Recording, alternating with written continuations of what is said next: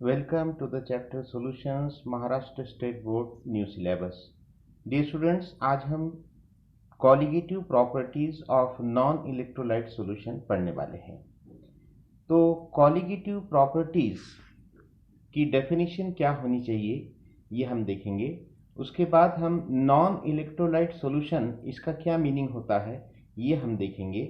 उसके बाद हम जो है यहाँ कुछ बेसिक चीज़ें देखने वाले हैं जो हमको आगे बहुत काम आने वाली है, जैसे कि डाइल्यूट सॉल्यूशन का क्या मीनिंग होता है ये हम देखेंगे, और कॉलिगेटिव प्रॉपर्टीज़ हमको क्यों पढ़ना है, इसका क्या इम्पोर्टेंस है ये हम देखने वाले हैं।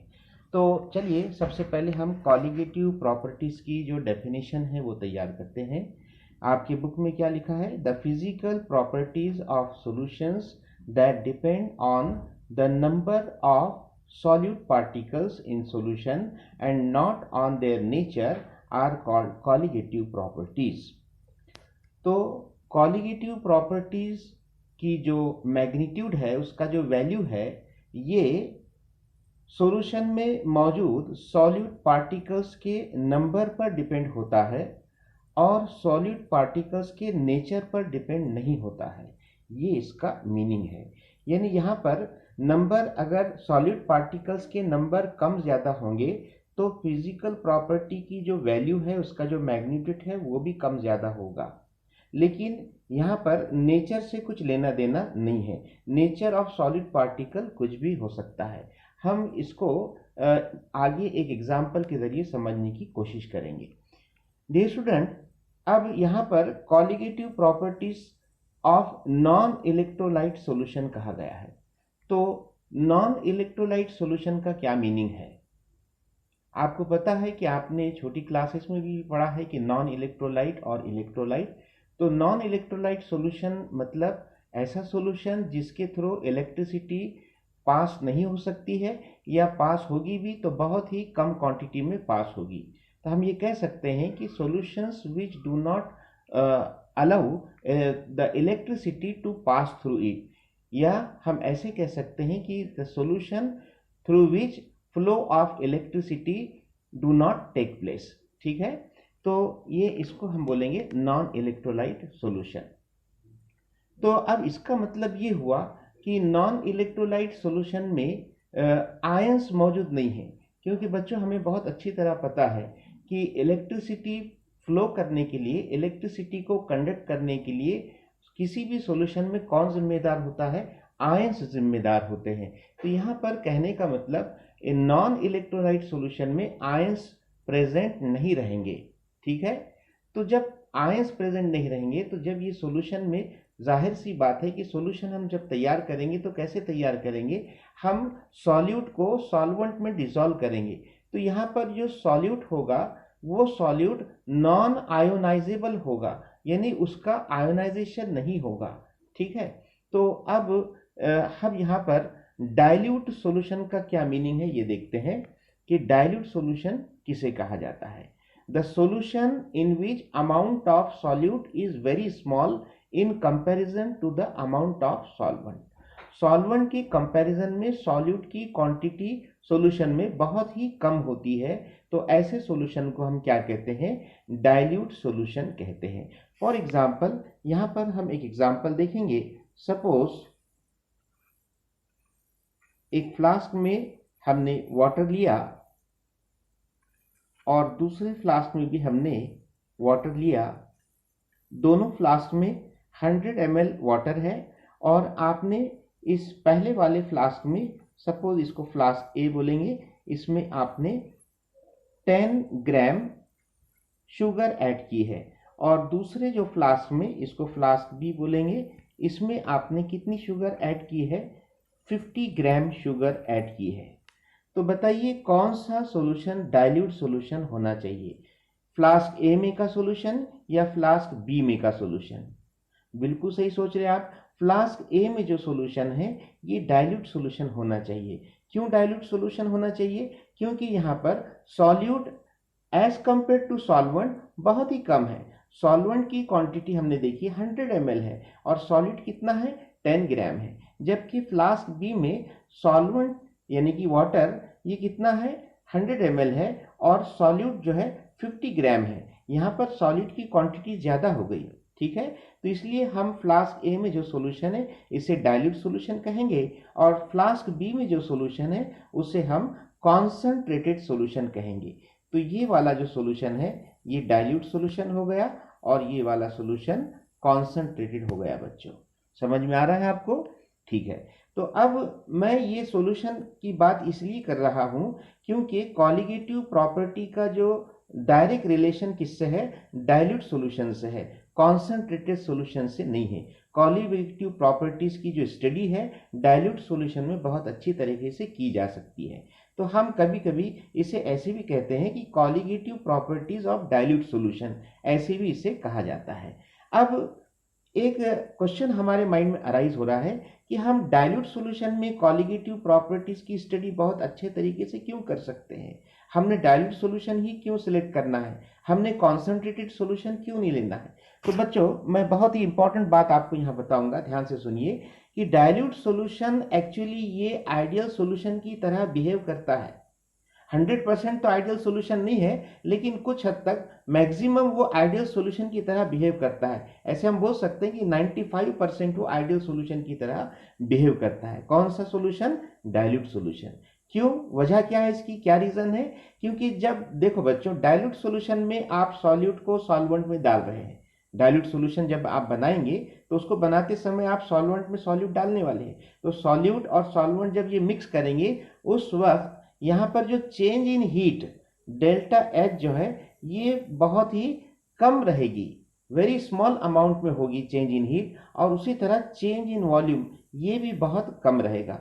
हमने देखा है कि आइडियल सॉल्यूशन में तो डेल्टा एच जो है ये इक्वल टू 0 होता है और डेल्टा वी इक्वल टू 0 होता है। यहाँ इक्वल टू 0 तो नहीं होगा, लेकिन जो भी चेंज आएगा बहुत ही कम आएगा, इसलिए हम उसको 0 कंसिडर कर सकते हैं, ठीक है। और इसीलिए हम कभी भी याद रखिए आप कि कॉलिगेटिव प्रॉपर्टीज की जो स्टडी है ये हमेशा डाइल्यूट सॉल्यूशन में ही की जाएगी, कॉन्सनट्रेटेड सॉल्यूशन में नहीं की जाएगी। समझ में आ रहा है बच्चों आपको? ठीक है। चलिए अब हम और एक इंटरेस्टिंग एग्जांपल देखते हैं। सपोज मैंने यहां पर एक फ्लास्क में वाटर लिया है और ये वाटर 1 kg है, किलोग्राम में बोल रहा हूं मैं वाटर का, 1 किलोग्राम वाटर है, और इसमें मैंने 1 मोल यूरिया डिसॉल्व किया है। ओके, तो यहां पर सॉल्वेंट कौन है? वाटर। सॉल्यूट कौन है? यूरिया। कितना यूरिया डिसॉल्व किया है? 1 मोल। तो अब ये जो है यूरिया का सॉल्यूशन बन गया बच्चों, ये जो है यूरिया का सॉल्यूशन है। तो यूरिया के सॉल्यूशन को हम नॉन इलेक्ट्रोलाइट सॉल्यूशन कह सकते हैं। क्यों कह सकते हैं? क्योंकि यहां पर यूरिया के सॉल्यूशन के थ्रू इलेक्ट्रिसिटी पास नहीं होती है बच्चों। क्यों पास नहीं होती है? क्योंकि यूरिया के सॉल्यूशन में आयंस प्रेजेंट नहीं है बच्चों। समझ में आ रहा है आपको? तो यहां पर ये एग्जांपल आपको समझ में आ रही है, ये यूरिया सॉल्यूशन है। और अब और एक एग्जांपल देखिए कि मैंने और एक फ्लास्क लिया है और इसमें भी मैंने जो है वाटर लिया है। कितना लिया है? फिर से उतना ही लिया है, 1 किलोग्राम H2O लिया है, और इसमें मैंने इस वाटर में मैंने 1 मोल सुक्रोज ऐड किया है, सुक्रोज को डिसॉल्व किया है। सुक्रोज यानी कि हमारी शुगर, शुगर का केमिकल नेम क्या है? सुक्रोज है, ठीक है। समझ में आ रहा है आपको? तो ये जो सॉल्यूशन बन गया, इस सॉल्यूशन को हम क्या बोलेंगे? सुक्रोज सॉल्यूशन, ठीक है। ये सुक्रोज का सॉल्यूशन है। और एक थर्ड एग्जांपल मैं आपको बताऊंगा कि सपोज और एक वेसल मैंने लिया हूं और इस वेसल में फिर से मैंने वाटर लिया है और ये प्योर वाटर है, और ये कितना है? 1 किलोग्राम वाटर है। ओके, तो देखिए आपको 3 फ्लास्क नजर आ रहे हैं। पहले फ्लास्क में यूरिया सॉल्यूशन है, दूसरे फ्लास्क में सुक्रोज सॉल्यूशन है और तीसरे फ्लास्क में प्योर वाटर है। ठीक है, तो ये H2O प्योर है यहाँ पर, इसमें यानी कोई सॉल्यूट डिसॉल्व नहीं है। तो अब यहाँ पर बहुत ही इंपॉर्टेंट प्रॉपर्टी मैं डिस्कस करने वाला हूँ, ध्यान से सुनिएगा। यहाँ पर वाटर का जो फ्रीजिंग पॉइंट है, वाटर ये आइस में कौन से टेम्परेचर पर कन्वर्ट होता है, उस टेम्परेचर को हम क्या कहते हैं, फ्रीजिंग पॉइंट कहते हैं। तो वाटर का फ्रीजिंग पॉइंट मैं शॉर्ट में लिखता हूं FP। ये कितना है बच्चों, आपको पता है 0 डिग्री सेल्सियस। यानी इस टेम्परेचर पर लिक्विड वाटर ये सॉलिड वाटर में यानी कि आइस में कन्वर्ट हो जाएगा। ठीक है, अब यूरिया सॉल्यूशन, इसका जो फ्रीजिंग पॉइंट है ये इतना है, देखिए -1.86 डिग्री सेल्सियस। अब आप बताइए कि यूरिया सॉल्यूशन का फ्रीजिंग पॉइंट और वाटर का फ्रीजिंग पॉइंट दोनों में से किसका फ्रीजिंग पॉइंट कम है, वाटर का क्या यूरिया का? बिल्कुल सही सोच रहे हैं आप, यूरिया का। क्यों? क्योंकि इसका फ्रीजिंग पॉइंट माइनस में है और प्योर वाटर का फ्रीजिंग पॉइंट 0 है, तो माइनस की वैल्यू हमेशा 0 से कम ही होती है। तो फिर यहाँ पर वाटर में जब आपने यूरिया ऐड किया तो वाटर का फ्रीजिंग पॉइंट कम हो गया बच्चों। इसके लिए जिम्मेदार कौन है? यूरिया जिम्मेदार है। समझ में आ रहा है आपको? अब चलिए इस एग्जाम्पल में यहाँ पर भी हमने एक्सपेरिमेंट करके देखा और हमने ये ऑब्जर्व किया कि सुक्रोज यानी कि शक्कर का जो सॉल्यूशन है इसका फ्रीजिंग पॉइंट भी -1.86 डिग्री सेल्सियस है। देखो बच्चों, बहुत ही इंपॉर्टेंट बात हम यहाँ पर डिस्कस कर रहे हैं कि यहाँ पर यूरिया के सॉल्यूशन का फ्रीजिंग पॉइंट और सुक्रोज के सॉल्यूशन का फ्रीजिंग पॉइंट जो है सेम है और दोनों का freezing point as compare to water कम हो गया। और इसके लिए जिम्मेदार कौन है? पहले फ्लास्क में यूरिया जिम्मेदार है, दूसरे फ्लास्क में सुक्रोज जिम्मेदार है। तो अब आप मुझे बताइए कि यूरिया और सुक्रोज ये दो अलग अलग सॉल्यूट है, दोनों का नेचर अलग अलग है। यूरिया का फॉर्मूला अलग है, सुक्रोज शक्कर का फॉर्मूला अलग है, यानी दोनों सॉल्यूट का नेचर अलग अलग है। लेकिन आपने दोनों को सेम वाटर में 1 किलोग्राम वाटर में ऐड किया, डिसॉल्व किया, ठीक है, और आपने सेम क्वांटिटी में डिसॉल्व किया। यूरिया कितना डिसॉल्व किया आपने? 1 मोल। सुक्रोज कितना डिसॉल्व किया? 1 मोल। सपोज अब 1 मोल का मतलब आप बहुत अच्छी तरह समझते हैं। अगर इसमें यूरिया के कितने मॉलिक्यूल्स होंगे आपको मालूम है, इक्वल टू क्या? एवोगाड्रो नंबर, यानी 1 मोल यूरिया में कितने मॉलिक्यूल्स होना चाहिए? 6.022 into 10 to the power 23 molecules होना चाहिए। ठीक है, और सुक्रोज के कितने मॉलिक्यूल्स होना चाहिए? 1 मोल सुक्रोज मतलब उतने ही होना चाहिए, 6.022 into 10 to the power 23 molecules of sucrose. समझ में आ रहा है बच्चों? तो देखिए यहाँ पर मोल, नंबर ऑफ मोल सेम है, नंबर ऑफ मॉलिक्यूल सेम है, लेकिन यहाँ पर डिफरेंस क्या है कि सॉल्यूट अलग अलग है। एक यूरिया है, दूसरा सुक्रोज है, दोनों का नेचर अलग अलग है, लेकिन खास दोनों में सिमिलरिटी क्या है कि दोनों भी नॉन इलेक्ट्रोलाइटिक सॉल्यूशन है, दोनों के जरिए करंट पास नहीं होता। और सिमिलरिटी क्या है कि दोनों का फ्रीजिंग पॉइंट भी सेम है। और सिमिलरिटी क्या है कि दोनों के फ्रीजिंग पॉइंट में जो डिक्रीज आया है, जो कमी आई है as compare to water, same decrease आया है। ओके, तो इसका मतलब फ्रीजिंग पॉइंट ये एक कॉलिगेटिव प्रॉपर्टी है। क्यों? क्योंकि अभी हमने डेफिनेशन में कहा कि ऐसी प्रॉपर्टी, ऐसी फिजिकल प्रॉपर्टी जो सॉल्यूशन में मौजूद सॉल्यूट के नंबर ऑफ पार्टिकल्स पर डिपेंड है और नेचर पर डिपेंड नहीं है। यहां पर नंबर ऑफ पार्टिकल्स बच्चों सेम है। ठीक है, यहां पर भी 1 मोल यानी कि आप 6.022 इंटू 10 टू द पावर 23, और यहां पर शुगर के सॉल्यूशन में भी उतनी क्वांटिटी है, 6.022 इंटू 10 टू द पावर 23। ठीक है, यानी नंबर ऑफ पार्टिकल्स सेम होने के कारण जो फ्रीजिंग पॉइंट है वो भी सेम है।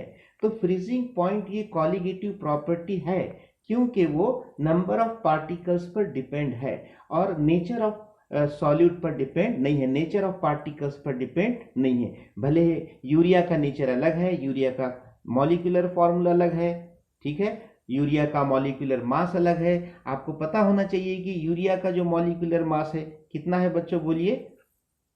यूरिया का जो मॉलिक्यूलर फॉर्मूला से मॉलिक्यूलर मास हम कैलकुलेट करेंगे 60 ग्राम, बिल्कुल सही। और सुक्रोज, इसका मॉलिक्यूलर मास कितना है 342 ग्राम। समझ में आ रहा है? तो दोनों का नेचर अलग अलग है, दोनों का मॉलिक्यूलर मास अलग है, लेकिन दोनों के नंबर ऑफ पार्टिकल सॉल्यूशन में सेम है, इसलिए फ्रीजिंग पॉइंट भी दोनों का सेम है।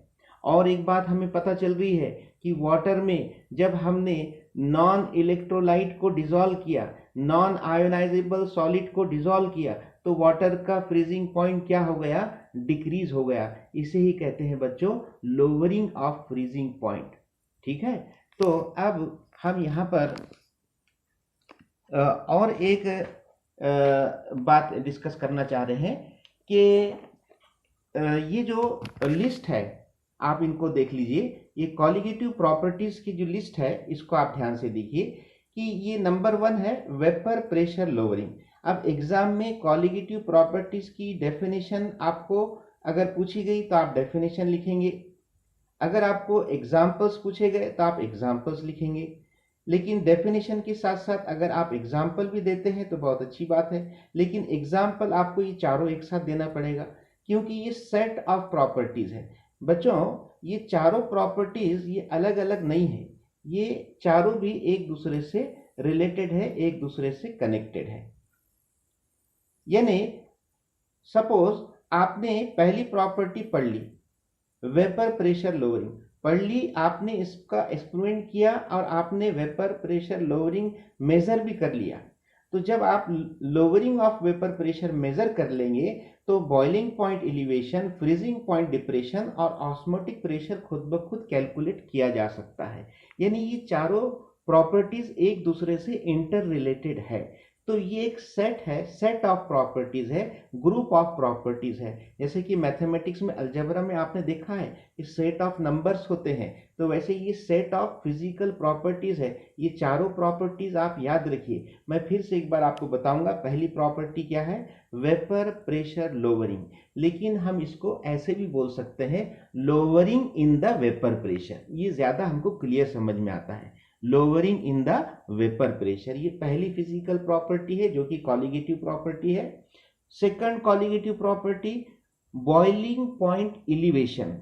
एलिवेशन मतलब इसमें यहां पर इंक्रीज होना, बॉइलिंग पॉइंट बढ़ जाना, ठीक है, या हम इसको ऐसे ही बोल सकते हैं elevation in boiling point. Third colligative property है फ्रीजिंग पॉइंट डिप्रेशन। डिप्रेशन यानी कम हो जाना, ठीक है, तो इसको आप ऐसे ही बोल सकते हैं क्या, डिप्रेशन इन फ्रीजिंग पॉइंट। और चौथी प्रॉपर्टी है ऑस्मोटिक प्रेशर।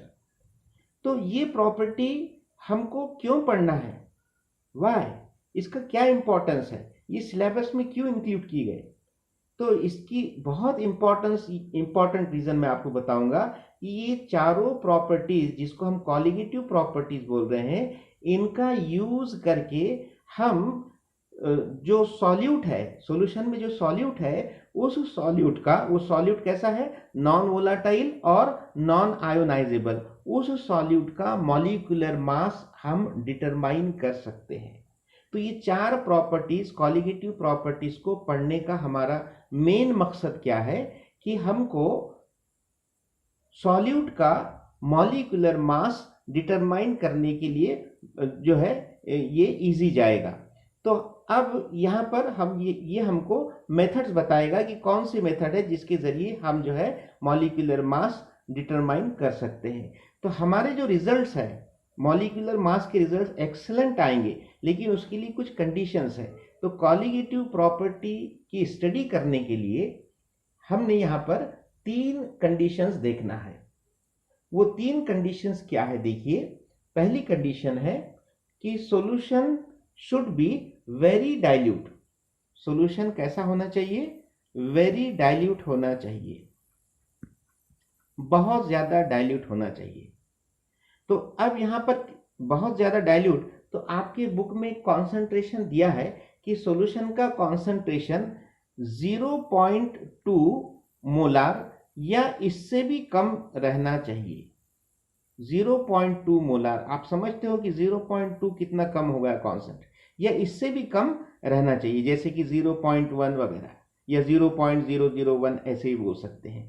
तो ये सॉल्यूशन जितना ज्यादा डाइल्यूट रहेगा उतना ज्यादा आप अच्छे से कॉलिगेटिव प्रॉपर्टी की स्टडी कर सकते हैं, और जितना ज्यादा अच्छे से आप कॉलिगेटिव प्रॉपर्टी की स्टडी करेंगे तो आप उतना अच्छे से मॉलिक्यूलर मास कैलकुलेट कर पाएंगे, डिटरमाइन कर पाएंगे। अब सेकंड जो कंडीशन है हमारी कॉलिगेटिव प्रॉपर्टी की स्टडी करने के लिए, जो सेकंड कंडीशन है वो क्या है? ध्यान से सुनिए कि solute should be non volatile.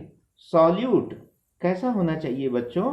Non volatile होना चाहिए, नॉन वोलाटाइल होना चाहिए। समझ में आ रहा है आपको? तो ये सॉल्यूट कैसा होना चाहिए? नॉन वोलाटाइल होना चाहिए, वोलाटाइल नहीं होना चाहिए। और थर्ड और लास्ट इंपॉर्टेंट कंडीशन है सॉल्यूट शुड नॉट डिसोसिएट और associate in the solution. Solute जो है ना तो उसका डिसोसिएशन होना चाहिए और ना ही उसका एसोसिएशन होना चाहिए। डू नॉट डिसोसिएट और एसोसिएट इन द सॉल्यूशन। तो इसका क्या मतलब हुआ बच्चों? डिसोसिएट और एसोसिएट। डिसोसिएट मतलब breaking of molecules, molecules break होंगे तो आपको आयंस मिलेंगे, डिसोसिएशन बोलते हैं। या एसोसिएशन मतलब मॉलिक्यूल्स आपस में जुड़ जाना। हमने आइडियल सॉल्यूशन में भी ये देखा था कि आइडियल सॉल्यूशन उसे ही कहेंगे कि जब वहां पर सॉल्यूट का ना तो डिसोसिएशन होगा और ना ही एसोसिएशन होगा। तो आप ये चार प्रॉपर्टीज याद रखिए। तो ये चार है। पहला है वेपर प्रेशर लोअरिंग, यानी कि लोअरिंग इन वेपर प्रेशर। तो नेक्स्ट वीडियो में हम जो पहली प्रॉपर्टी है बहुत डिटेल में पढ़ने वाले हैं कि लोअरिंग ऑफ वेपर प्रेशर। तो यहाँ पर वेपर प्रेशर का क्या मीनिंग है और लोअरिंग ऑफ वेपर प्रेशर का क्या मीनिंग है, ये हम देखने वाले हैं नेक्स्ट वीडियो में। तो नेक्स्ट वीडियो आप बिल्कुल मिस मत कीजिए। और आपने लास्ट तक इस वीडियो को देखा है, इसके लिए thank you very much. Next video मिलेंगे, तब तक के लिए गुड बाय।